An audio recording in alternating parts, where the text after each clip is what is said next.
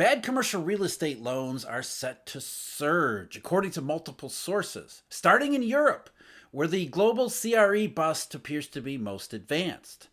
The mess is coming out of the shadows, with the consequences going to be spread all over the planet. The entire space has been operating a global extend and pretend, with banks everywhere extending the funding to non-banks trying desperately to pretend everything is going to be just fine if you give them enough time, and the economy's landing turns out to be extra soft. But like most bubbles and most bust cycles, we don't even really know what we don't really know. A report from the ECB noted, quote, CRE risk assessment and macroprudential policy frameworks remain in their infancy due to both the market's complexity and the persistence of data gaps.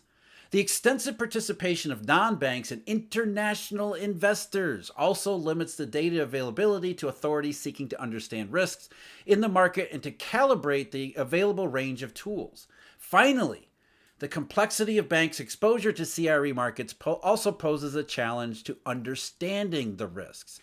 Even so, we're getting a slow trickle of more information and a small bit of further insight. We aren't quite there yet, but the entire world system is getting closer to the point where the bad loan rubber meets the money and financing road.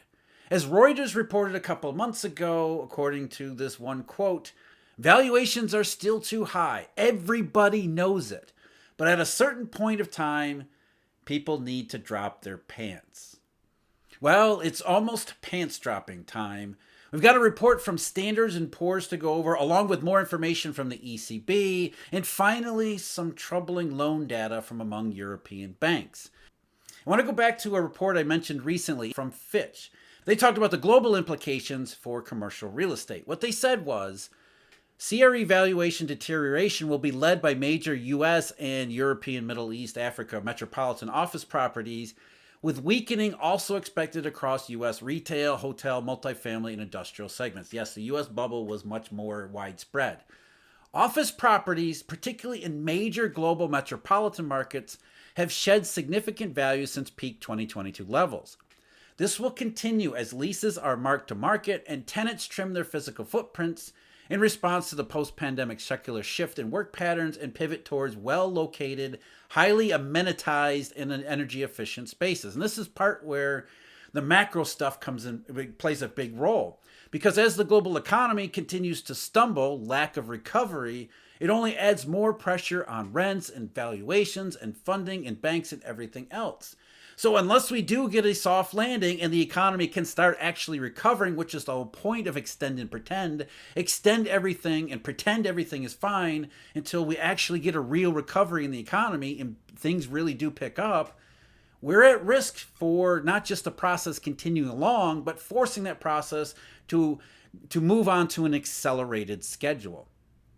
As Fitch noted, lower quality and older vintage office properties should see the greatest risk from this reduced demand and are likely to face outsized property value declines and even obsolescence. This is already evident in some high-profile U.S. office markets and increasingly in gateway European cities with rising vacancy. So from what we can tell from European CRE conditions is how much this CRE bust is actually spreading. The more it infects these European markets, the more we know it's becoming a more global and systemic issue. I mean, we know that's going to be the case, but now we're getting some more information about the size, scale, and potential properties of this property bust.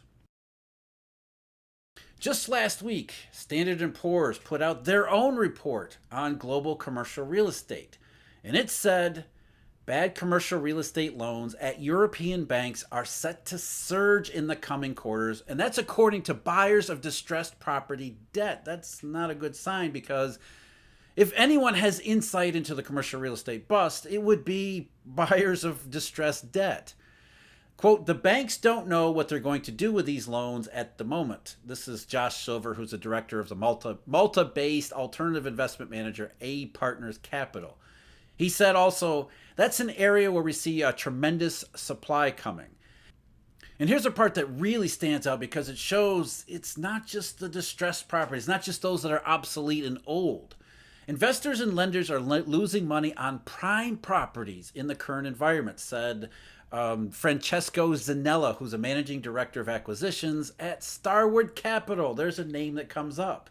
So they're losing money on prime properties even in the current environment, which in Europe isn't all that great, but it could definitely get worse if some of the recent forward-looking economic statistics are anywhere close to accurate.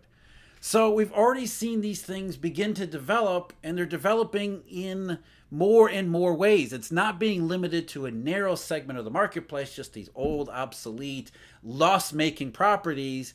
It's becoming now an issue for even prime properties. And now distressed debt buyers are saying, we're not really sure how this is going to work out either. Where is the bottom? We're not ready to catch that falling knife. And because of that, banks have to now be prepared to do something about it. Are they going to continue to extend and pretend? Are they continue to extend the financing to allow a lot of non-banks, as we'll see, to keep pretending? Or are they going to be forced to start forcing the issue with foreclosures, liquidations, some of the more aggressive sets of tactics that will lead to a more accelerated schedule in this revaluation process? As we've already seen, rents are coming down more than anticipated because, in Europe anyway, the economic slump only gets deeper and deeper and deeper.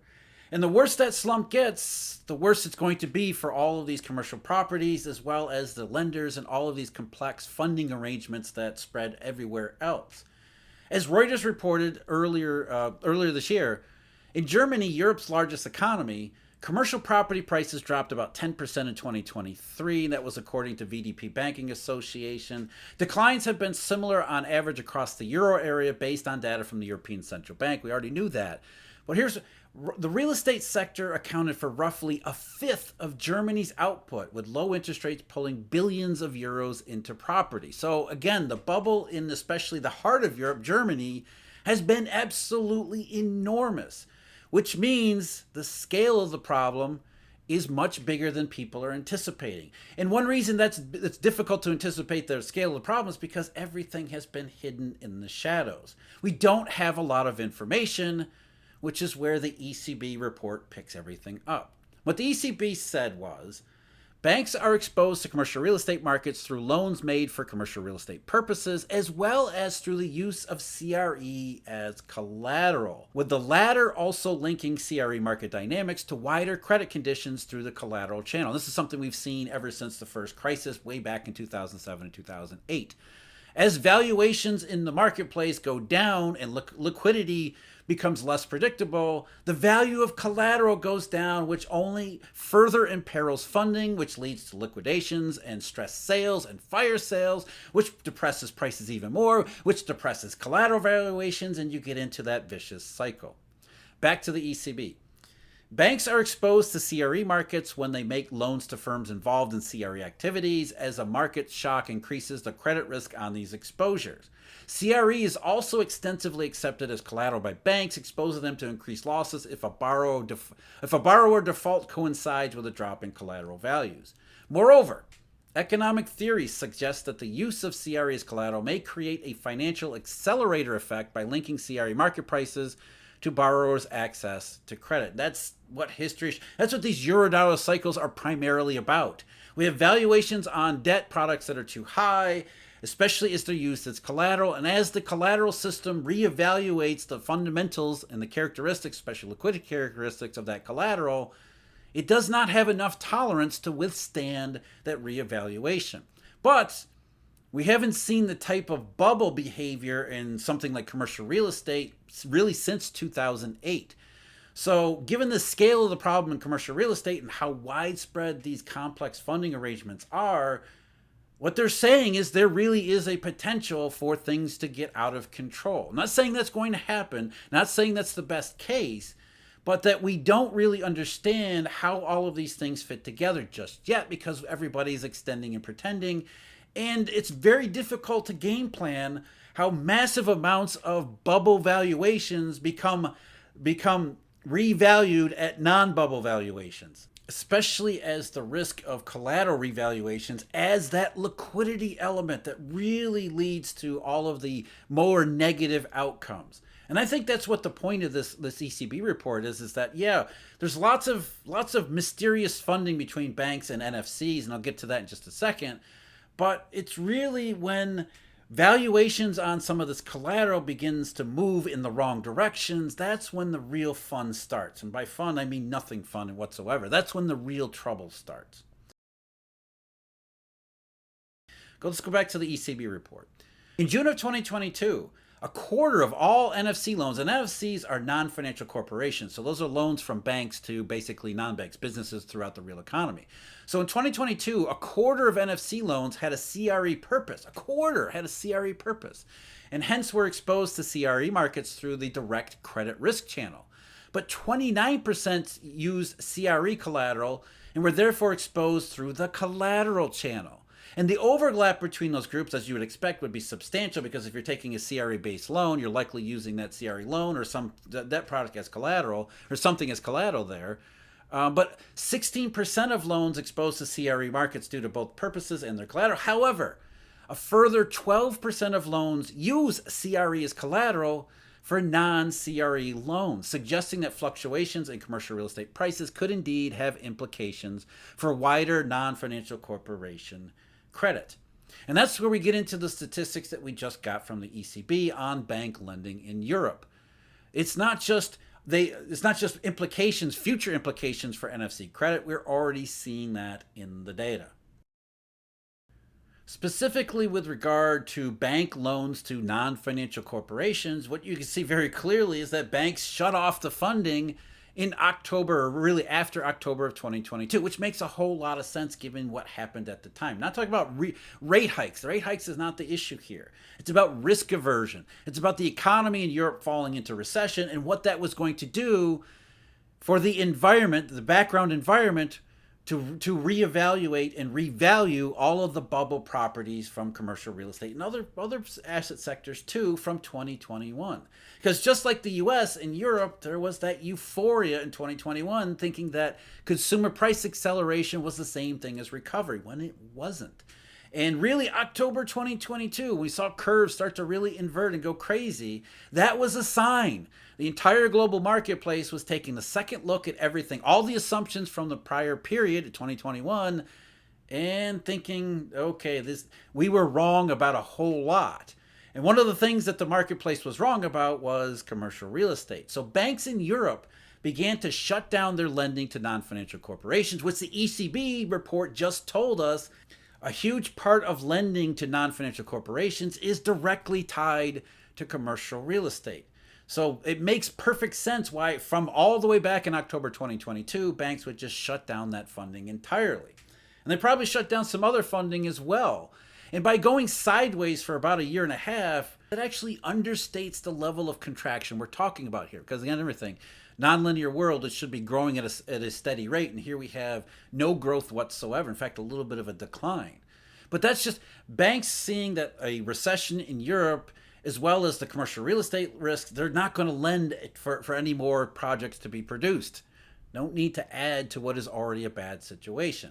But the real concern, at least according to my view here, is that loans to non-banks have absolutely skyrocketed. I'm talking about loans to Euro area financial corporations who are not banks, and they're not insurance companies or pension funds, and they're not the ECB. Basically, these are loans to investment funds and similar, many of which are involved in commercial real estate. And so what we've seen is a huge increase in loans to these non-banks, especially in the first 4 months of 2024. It's been a 9% jump year over year through the month of April, which is the biggest we've seen since the worst parts of 2022 when everything was going wrong. Up 6% just in the 4 months of 2024 thus far. So what banks are doing, what we can tell from just these two data series, they've stopped lending directly to non-financial corporations because they don't want any more exposure to commercial real estate, while they're lending a whole bunch more to non-bank financials. That's the extend and pretend. Essentially, Banks are lending to the non-banks to keep extending and pretending. And they're also doing a huge amount of repo financing in this lending to non-banks, which means there's your collateral channel too. So stop lending directly to CRE, non-financial corporations, but lend a lot more to these investment funds so that at least the investment funds aren't forced to liquidate. The banks are extending, pretending with these investment funds to make sure that we don't have this type of forced sales, at least at this point. And up to this point, as everyone keeps pointing out, we don't see any losses. Everyone has been able to just sit there and pretend that everything will be just fine, the European economy will recover, and we can unwind everything in a very orderly fashion. So European commercial real estate is about to make a move. At least that's according to multiple sources here. And the question that we have is the system strong and resilient enough to withstand that process? And that's really the biggest question here. And some of the data suggests that there is more uncertainty and apprehension than the quiet of extend and pretend has made it appear thus far.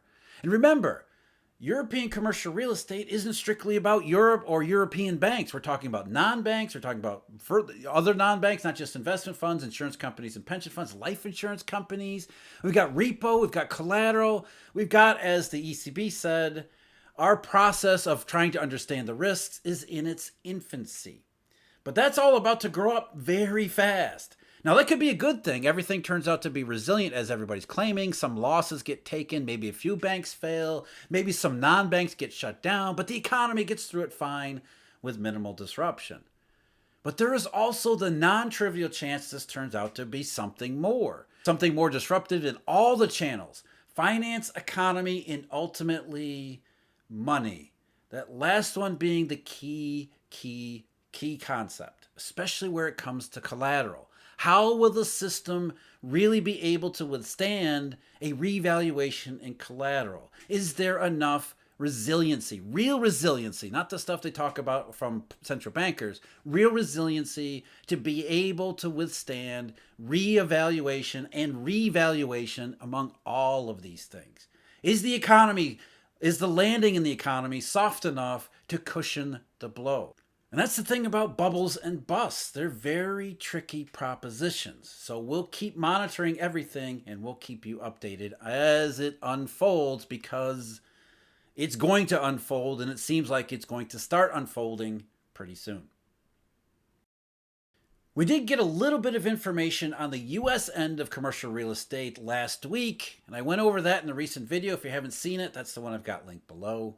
As always, thank you very much for joining me. Huge thank you, Eurodollar University members and subscribers. And until next time, take care.